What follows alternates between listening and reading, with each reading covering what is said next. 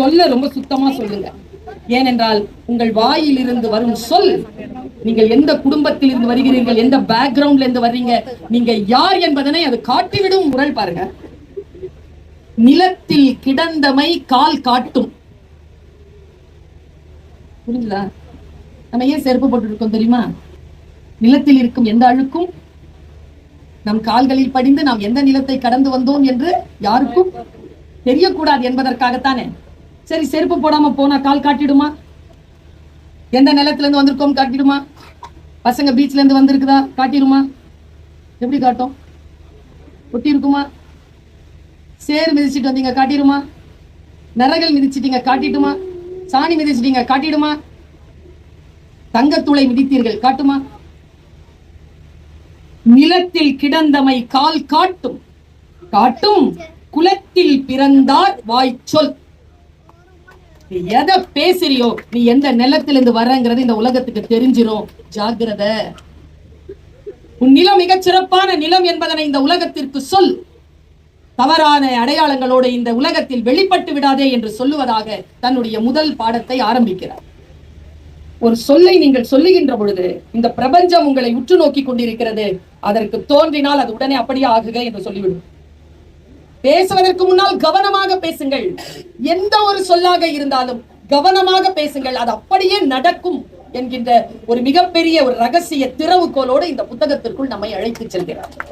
பிறரது இதயத்தை தொடுவதற்கும் துப்பாக்கியின்றி பிறரது இதயத்தை சுடுவதற்கும் உள்ள ஒரே சக்தி வளைந்த நாக்கிற்கே உண்டு. இந்த உலகத்திலேயே சொல்லால் ஒருவரை பகைவராக்க முடியும், சொல்லால் ஒருவரை நண்பராக்க முடியும் இல்லையா? எப்படி அந்த சொல் நண்பராக்குகிறது, எப்படி அந்த சொல் பகைவராக்குகிறது என்கின்ற விளக்கத்தை இதுல சொல்ற.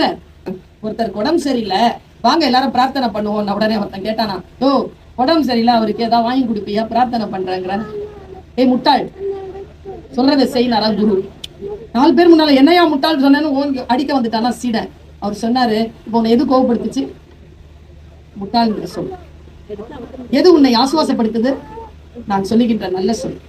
உடல் குணமாக வேண்டும் என்றால் முதலில் வேண்டியது நல்ல சொற்கள் தான். அதற்கு பிறகுதான் மருத்துவமே அங்கே வேலை செய்யும் என்கின்ற உளவியல் ரீதியான பேருண்மையை இந்த புத்தகம் பேசுகிறது.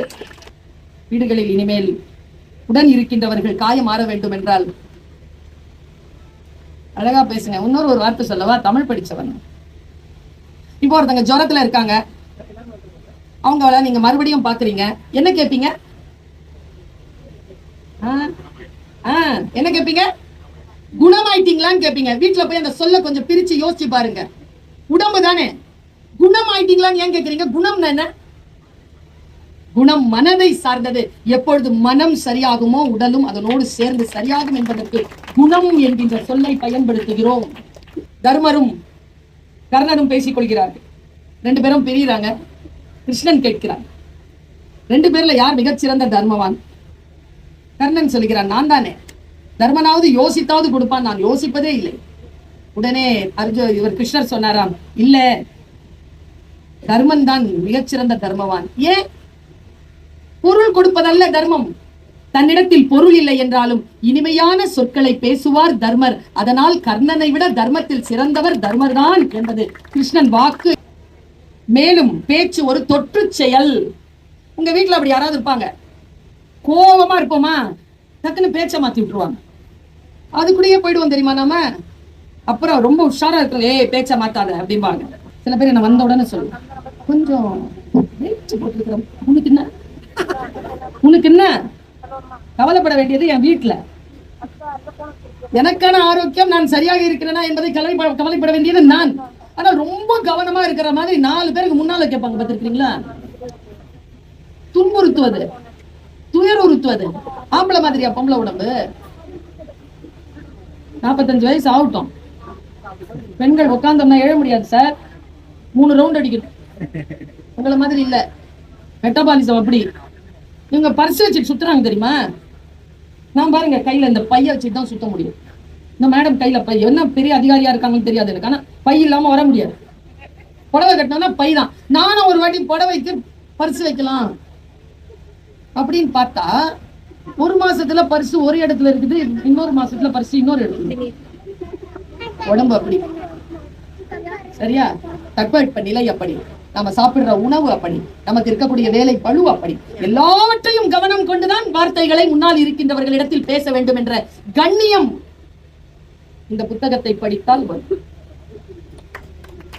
சில பேருக்கு தெரியுது எது தப்பு எது சரின்னு தெரியுது, தெரிந்தே செய்கிறார்கள் என்றால் இன்னும் ஒரு வாட்டி ஒரு சாட்டையை எடுத்து அடித்துக் கொள்வது போல் நான் சொல்லுகின்ற சாட்டை புத்தக சாட்டை. போலீஸ்காரருடைய லத்தி இருக்குல்ல, அதுல ஒரு அடி விழுந்தா வாழ்க்கையில அவன் மறக்க மாட்டான். நம்ம அந்த அடி வாங்காமல் இருக்க வேண்டும் என்றால் திருவள்ளுவர் சொல்லுகின்ற இந்த 1.25 அடியை வாங்கிக் கொள்ளும். என்னை எப்பொழுதும் சொற்களால் ஆனவழி என்று சொல்வார்கள். ஆனால் உண்மையில் சொல்லுகிறேன், நான் மௌனங்களால் ஆனவன். மௌனங்கள் தான் என் சொல்லின் பிரவாகத்திற்கான ரகசிய ஊற்று. எப்பொழுது நீங்கள் மௌனமாக இருக்கிறீர்களோ அப்பொழுது நிறைய வார்த்தைகள் உங்களுக்கு வந்து வரிசை கட்டி நிற்கும். ஒரு புத்தகத்தை வாசிக்கின்ற பொழுது நீங்கள் காக்கின்ற மௌனம் இருக்கு இல்லையா, அது மிக முக்கியமானது. ஒரு பிக் பேங் தியரி மாதிரி உங்களுக்குள் அது வெடிக்கும். இதுவரை மௌன விரதம் பயிலாதவர்கள் இந்நூலினை படித்து முடித்த பின் வீட்டின் ஏதாவது ஒரு சுவரோரத்தில் அல்லது நாற்காலியில் இறைச்சலின் இடுபாடுகளில் கண்மூடி அமர்ந்திருப்பதை நீங்கள் பார்க்கக்கூடும். சொற்களை கொட்டி தீர்க்க வேண்டும் என்ற நேரத்தில் ஒரு வாய் தண்ணீரை பருகும் பழக்கம் இனி எத்தனை பேருக்கு வரவிருக்கிறதோ அத்தனை குடும்பமும் மகிழ்ச்சியில் திளைக்கும் என்று சொல்றார்.